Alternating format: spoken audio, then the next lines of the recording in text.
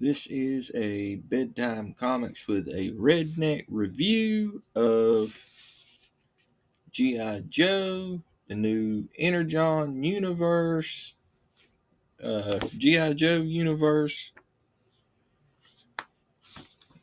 I'll go over the basics first. This collects the first 6 issues of G.I. Joe.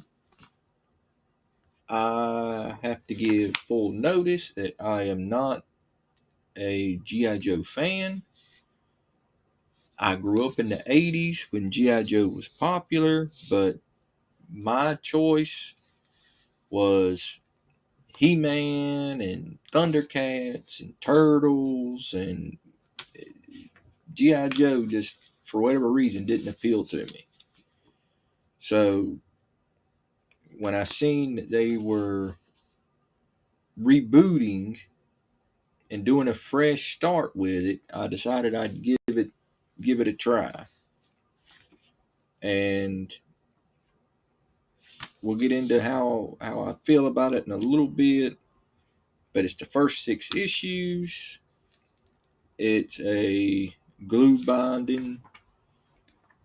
It holds up pretty decent.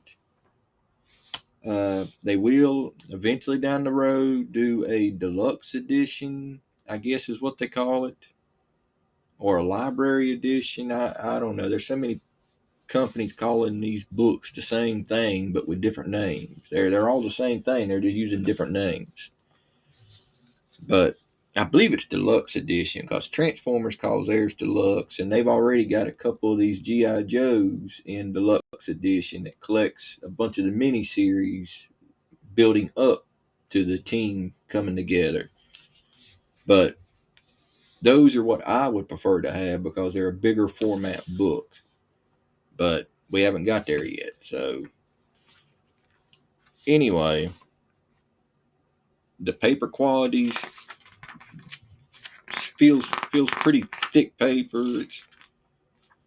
It's good quality book for a trade paperback, and price point is $16.99. So it's not going to break the pocket. A lot of times, as much as I hate to say it, you can probably get it from In Stocks Comics on the average. Uh, $17 book will set you back $10, but I hate to push them. Their price points are fantastic, but In Stocks has a terrible customer service that does not care about their customers. Every time I've had problems with them, I pretty much get told just to deal with it. And it could be a week, possibly 2 weeks before they ship out your order that you placed for a book that just came out the same week. So their price points can't be beat, but as a company, their customer service needs to step it up, and they need to get Bubba and Johnny out of the back, out of their lawn chairs, and get them to start pulling orders a little faster. But it is what it is. I don't have any control over that. But let's go into the book. So we are introduced to the G.I. Joe team, which at this point has already been brought together. Uh, there's been a bunch of mini series before this, leading up to this moment, like the Destro miniseries, the Duke miniseries. I think Scarlet had a miniseries. Uh, those are the only three that come to mind right off that lead into this. Those may be the only three that lead into this. I'm not completely sure, but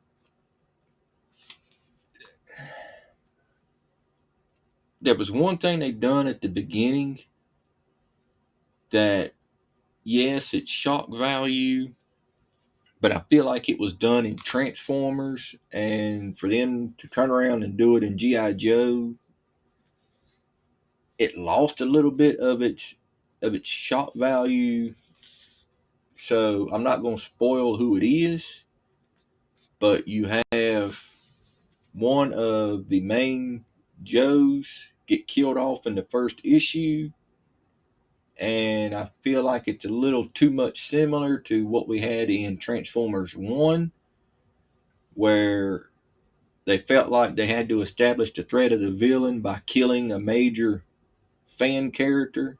That's exactly what it feels like happened here. Is the only way that they can think to push the threat of the opposing force is by killing off a main character. So, especially in the first issue, I mean, the character barely gets any build up at all. So, I didn't like that, but I see where it kind of it didn't deter me from the story. Like, it wasn't a bad point. It's just it wouldn't have been so bad if it didn't happen 3 months after Transformers done it, if that long.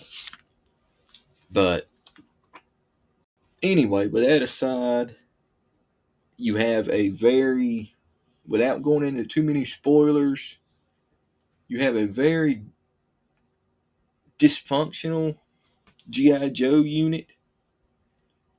You've got Duke trying to mold all these people into soldiers like himself. And you have Colonel Hawk come to him and sit him down, and he's like, the problem is you don't need a team of U's. You can handle the U stuff. You need a team of what they can bring to the table. You need some of their resources, like what their skills. We don't need a team full of Dukes. We need a team that can cover all the different grounds. We need somebody who can sneak. We need somebody who can do a full charge. We need somebody with tactical. We need somebody with stealth. We need somebody who can be loud. Use their skills and build out of it. So I thought that was pretty neat advice. But you've got Cobra Commander working with Destro, and I will admit that I'm a little lost in some of that because I didn't read all the. Oh, Cobra Commander was one of the other miniseries that leads up to this, and I didn't read all of them, so I don't know how they ended up together. But Cobra Commander is definitely kind of running the whole show, and this is kind of where he starts pushing the Cobra angle, I think. Uh, and it all centers around a piece of shard that they got from the Transformers war that I guess was during the second story arc of Transformers, I guess, when some of Cybertron got broke off into the ocean. I'm guessing the Joes got some of them pieces, and Cobra is launching attacks to take the pieces.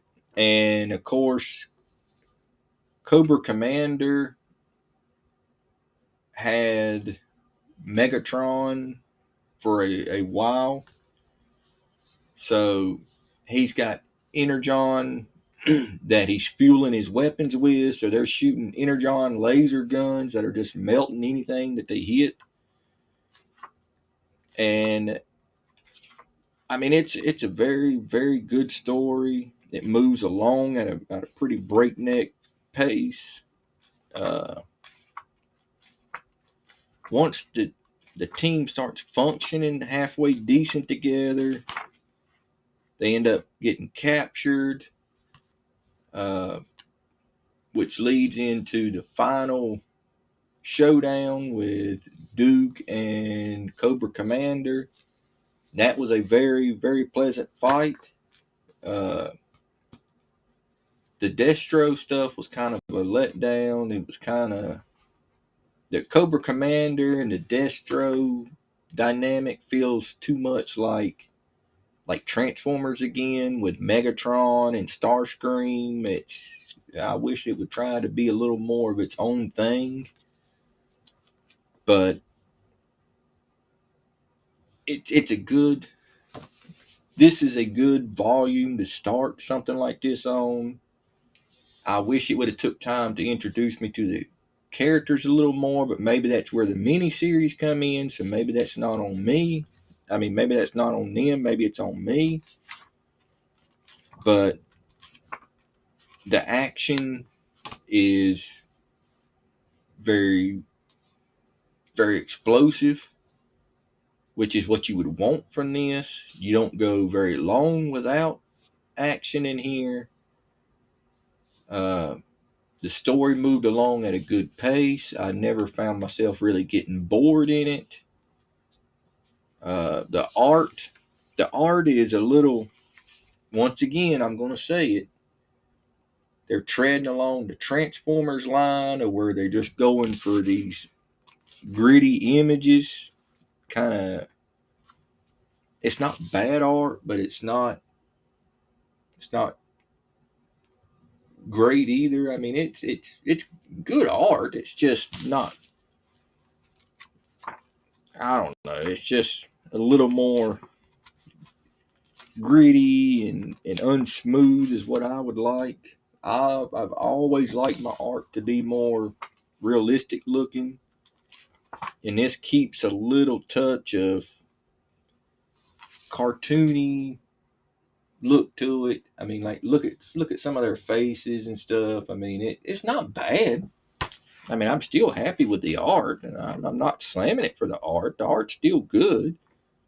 I mean, it's like the Transformers. I mean, I don't love the art of the Transformers. It's gritty, it's sloppy, it doesn't look neat. But at the same time, the action scenes and all that, the fight battles, I mean, they were some of the best I've ever seen. He had a kinetic energy to his art that made it nice.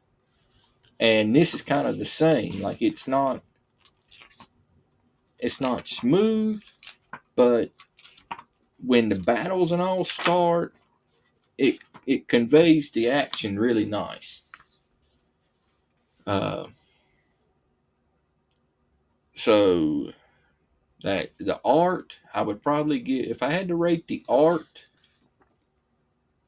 it's probably a 7, and the story would probably be more like a 7.5. So, because I mean, it kept me interested. I mean, I read this whole book in just about a day, less than that, but you know what I mean.